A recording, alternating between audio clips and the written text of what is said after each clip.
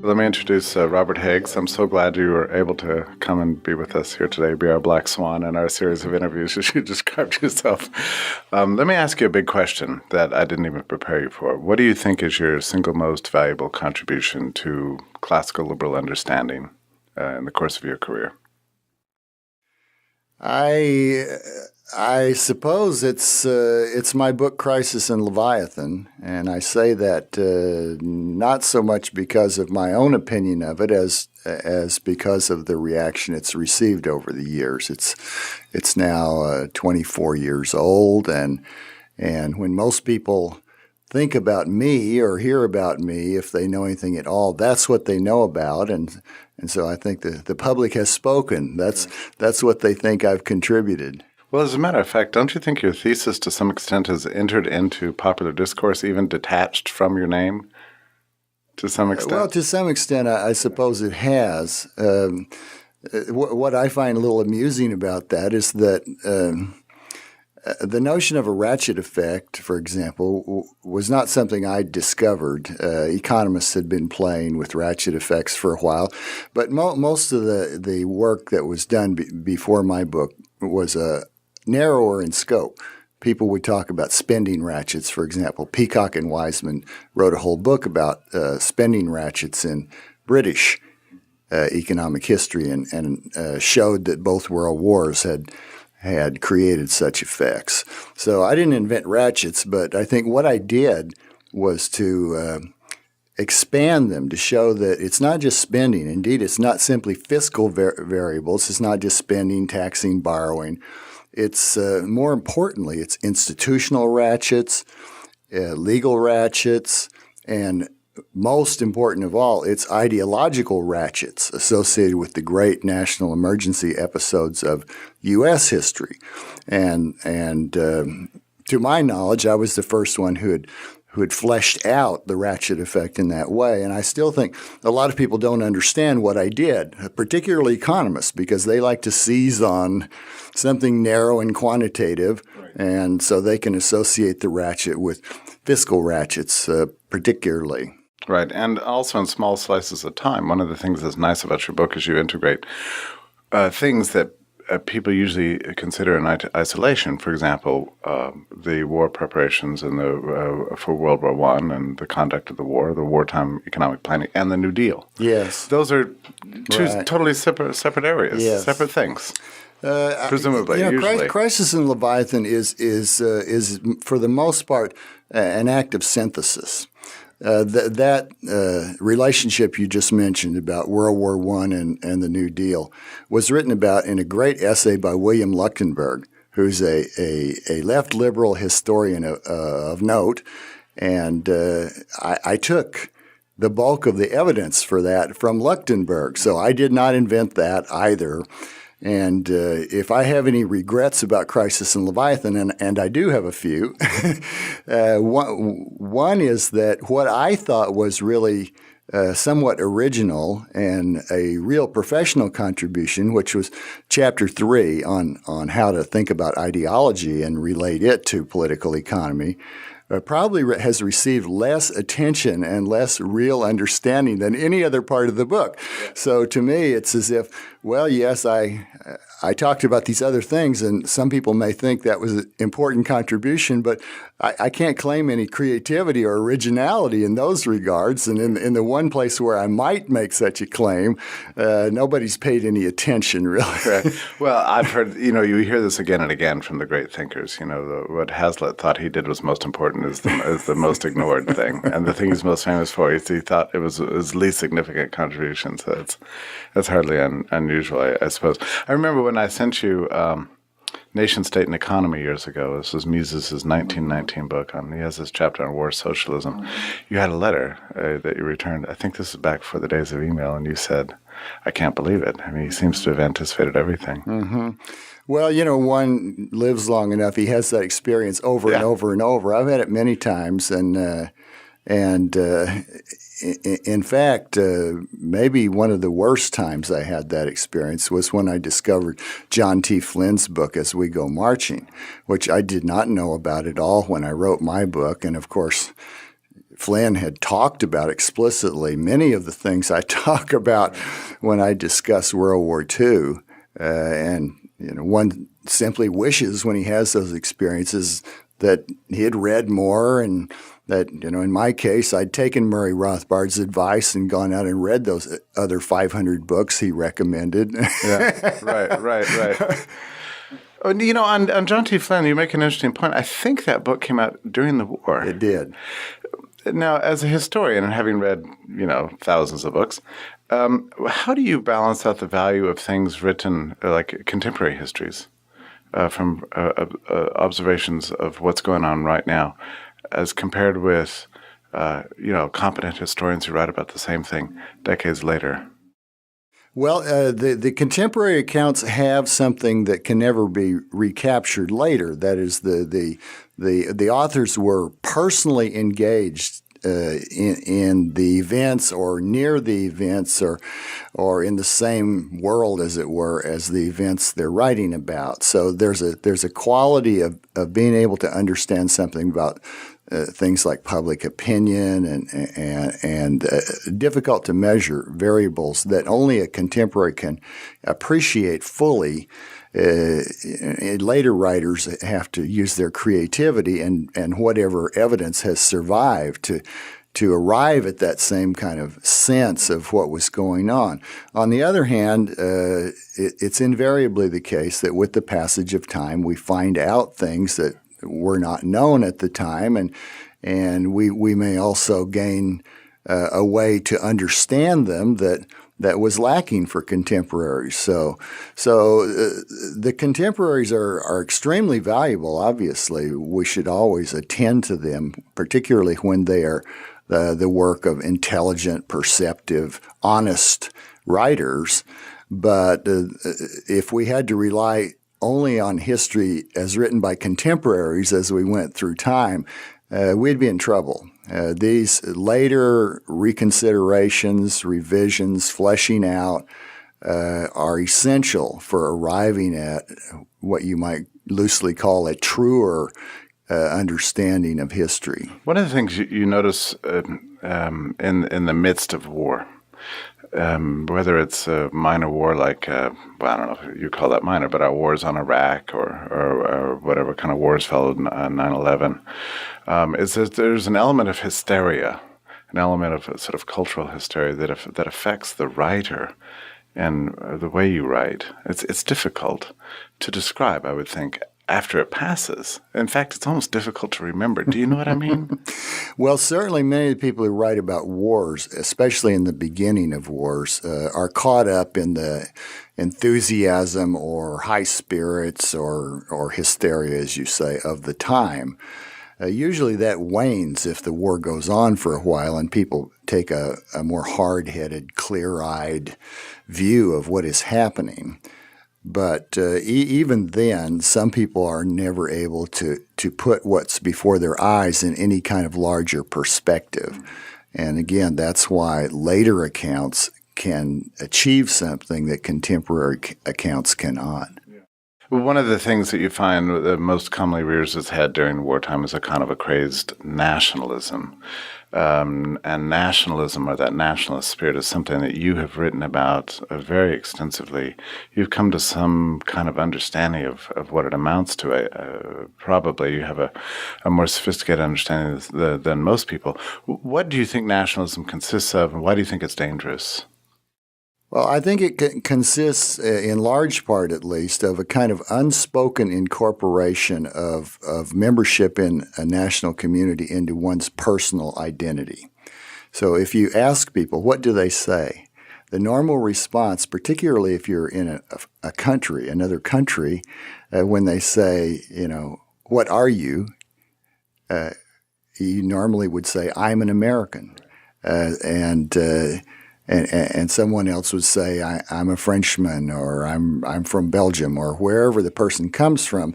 The immediate way to identify oneself in the modern age is by what kind of national citizenship one holds. And it's a rare person who responds to the question, what are you, by saying, I'm a painter, or I'm an economist, or I'm a citizen of the planet Earth.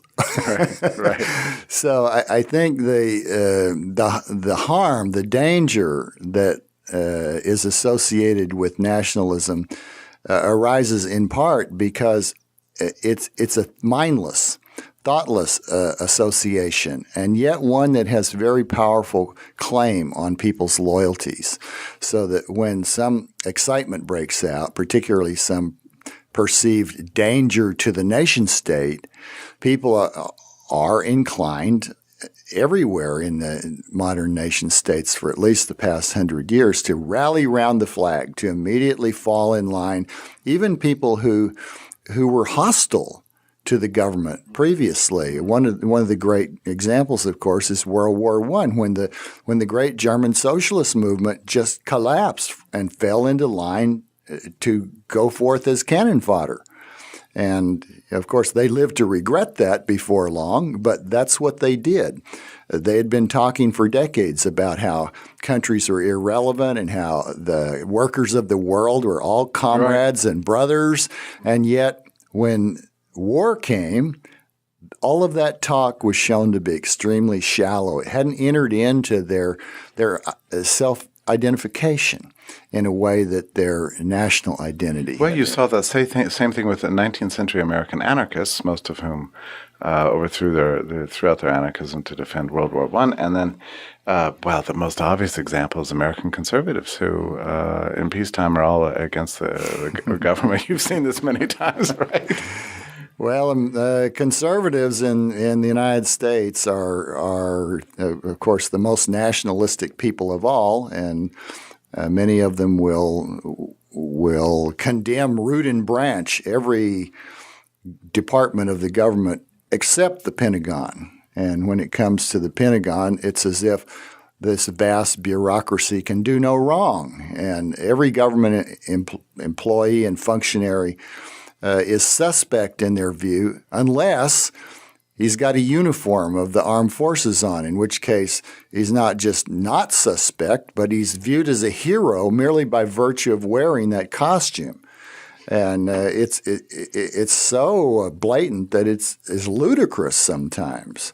And persistent, isn't it? One hears lately, unfortunately, at sporting events, at baseball games, at football games, certain interludes of worship for the armed forces. I find it disgusting myself because I like baseball, and I don't want my baseball to be spoiled by intrusions of nationalistic fervor and worship of the armed forces.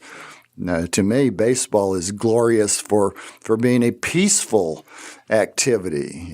We don't have to kill people to find excitement in life. But isn't that the nature of Leviathan, that it tends to sort of penetrate every aspect of society and culture in ways that are unwelcome and leaves nothing untouched, whether it's religion or culture or sports or anything? Well, I think that is its nature, and that's why it tends toward totalitarianism. At that point, of course, it has penetrated everything. There's nothing left, not personal identity, not family, not private groups, not any kind of intermediary organization that stands between the naked, solitary citizen and the Leviathan. You are probably one of the most prolific classical libertarians in our time, maybe in the last century. You've written many books. I don't know how many, 10, 12, 15, something. You edited a journal. You've written about so many topics. I think in some ways, as powerful as your contribution is with regard to war and power, there's many other things that you've written about. What do you think is an area that you've written about that you don't want to be forgotten about, that you wish there would be more attention paid to? I would hope that the topic I lectured about this morning, the Food and Drug Administration, might someday arouse many more people, because it's an irony of this matter that even though this organization's activities cause incalculable suffering and excess death, premature death, almost everybody in American society gives it the highest marks. They may condemn the IRS, they may condemn any particular government agency you can name for them, but almost no one will condemn the FDA. Certainly 90% in previous surveys, it's been demonstrated that more than 90% of the people give high marks to the FDA. And what that tells us is that they have no real information, no real understanding whatsoever of the agency, what it does, and what effects it produces. And this is very disturbing. It's as if people can live in a situation in which they are constantly menaced, and many of them are literally killed by a government agency, and yet at the same time applauded. It's like something from the last page of 1984, where Winston Smith loves Big Brother as its boot is grinding his face. So I would very much hope that if not my writings, then other people's writings. Others have written in the same vein for a long time, and that again is a startling disjunction. The people who've seriously studied the FDA, certainly all the economists who've studied it, have almost all come to the same or very similar conclusions about its net harmfulness, and yet these studies, these conclusions, this understanding have not penetrated the general public. And partially for that reason, there doesn't seem to be anything holding back its expansion, right? It's very ill-constrained. It tends normally to push out the envelope. And then whenever there's a crisis generated by the media, often out of a very small germ, it makes major gains in the scope of its authority. So it too has grown in a ratchet-like manner, and all the great public health tragedies that we can think of, like the thalidomide affair, give rise to new legislation widening the scope of the FDA's powers. There's no exception. Every big crisis of that sort has that effect. So it's as if nothing can make it turn around. The only defeats, if that's the right word, of recent times have to do with the FDA's constant attempt to take over supplements, dietary supplements, and it's been trying for decades basically to abolish them, really, to drive them out of the market and make them unavailable to people. And when it can't get that, it tries something somewhat less, but getting rid of some of them. And it's at work right now on that same quest. But when it made its most spectacular attempt to do that in the mid-'90s, millions, literally millions of people took offense and were mobilized to make calls and to send letters opposing the congressional action and the agency action. And they succeeded. Yeah. It's really the only event I know of comparable to it in the arousal of millions of people opposing a policy proposal. In a way, it's kind of pathetic and tragic, isn't it, that people have to become so politicized and involved politically in order to stop violations on their liberty. And yet, would you say that public opinion and public activism is one of the most important sort of checks on the state, one of the most effective checks on the expansion of Leviathan? Well, it certainly can be a check, and at times it is. I wish it were more often a check, but again, it's difficult to mobilize large numbers of people, and members of Congress in particular don't respond well to ordinary people unless they come forth in an organized mass way. Otherwise, they're constantly beholden to special interest groups, and it's politics as usual. Right, and so many of the special interest groups, all the lobbying pressure really consists of one or the other side of the same thing, expand the government this way versus expand the government that way. Right. Whereas a true anti-government movement that's really grassroots is really a rare thing to see, isn't it? Well, it is very rare, and part of the reason is not simply that it's difficult to mobilize people, but in this country, there really aren't that many people who have a general opposition attitude toward the government. People take offense at particular government actions or particular policies enough to rouse themselves and to get involved in political action from time to time. But overall, unless there's some crisis like the current one in the economy that disturbs many, many people, in general, people would just say, well, that's like the weather. The politics goes on, government goes on. I may not like what they do, but I can't do anything about it. And they don't get involved because they go on living their ordinary private lives where at least some of their actions can have expected effects, whereas getting involved in politics is normally a matter of just throwing away their time and money and effort. Now, those of us who have watched your work over the course of a long period of time have noticed a certain tendency in your own thought to become ever more radical. Would you agree with that? Yes, no doubt. In what ways? I mean, we're about to republish a book that you had written on the Gilded Age, which is so good. But you mentioned to me that when you wrote that, you were fresh out of graduate school, newly minted PhD, and accepted most of the mainstream ideas, but about collections of data, about methodological concerns, about engaging and a kind of conventional conversation. And yet, the book has a very strong sort of impulse towards free markets and free enterprise. So, in what way would you say that is the most substantial way you've changed from those days to now? The most important is my understanding of the nature of government. In the beginning of my professional career, I never questioned the desirability of having a nation state and all the other layers of government we're infected by in this country. It seemed to me that government was necessary to do the usual things mainstream people claim it is needed to do, to keep order, to define property rights, to protect people's rights to life, liberty, and pursuit of happiness, blah, blah, blah. And it was only over long periods of time that I first encountered people challenging that view of government, and many more years went by before I began to say, I think that's right. That ultimately I concluded that government is not necessary for anything. We can do everything we want done without government. Now, that doesn't mean it's going to go away or that I expect it to go away. Indeed, I don't. And I wish I could say we're going to drive it away, we're going to crush it, but I don't believe that either. I think it would be good if we did.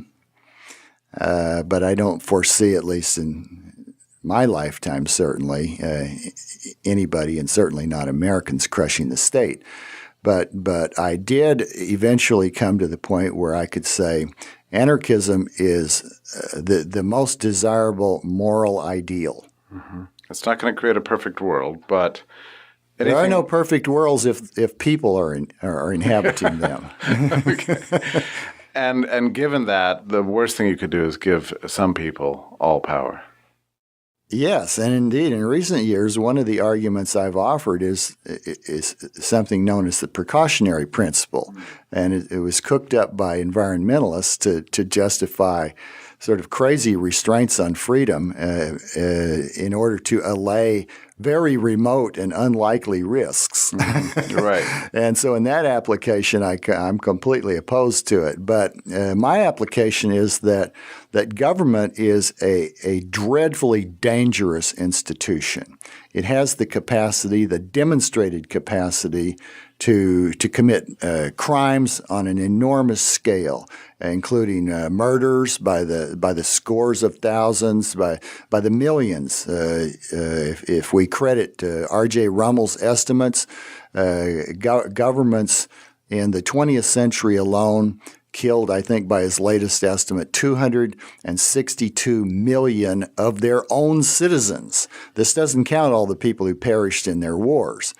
but this is simply the number of people who perished as a result of their own government's actions, and very often their own government's deliberate actions taken in order to kill them. So if you say we need government to keep order or protect life, I think you bear a very heavy burden of proof. It seems extraordinarily unlikely to me, unlikely to the vanishing point, that without states, any mayhem on that scale could possibly have been carried out. I think there are some crimes so vast that only the nation state, with its organization and resources, is capable of committing those crimes. And so in my mind, every time you resort to state action to achieve some objective, you're choosing to take a terrible, terrible risk. If there is any kind of private alternative whatsoever, then it ought to be the default position that we use it. And only if it shows itself to be utterly incapable of achieving the desired objective should we even begin to think about the alternative of resorting to the state. Beautiful statement, Dr. Higgs. Thank you so much for all of your past work, and we look forward to all your future work and for being with us here today. Thank you, Jeff.